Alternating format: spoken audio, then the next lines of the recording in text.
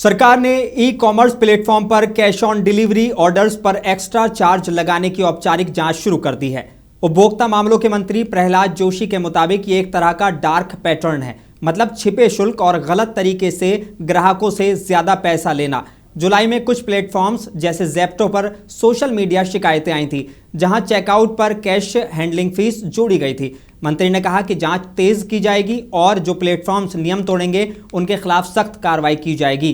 Cash on delivery पर extra charge, drip pricing और false urgency जैसी तकनीकें अब कानून के तहत दंडनीय है। तो दोस्तों, ऑनलाइन शॉपिंग करते वक्त सावधान रहें और अपने अधिकार जानें।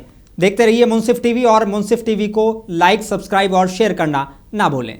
कुरान और हदीस की रोशनी में रूहानी इलाज जिन्नात के जरिए।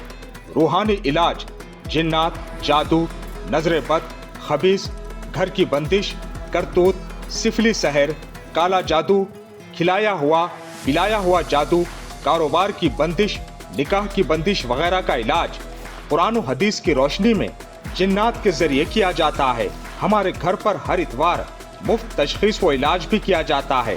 राब्ता कीजिए आमिल कुरान मौलाना मोहम्मद जुबैर हुसामी आदिलाबादी, नज़द अजीज उर्दू हाई स्कूल, कोलीपुरा, आदिलाबाद, तेलंगाना।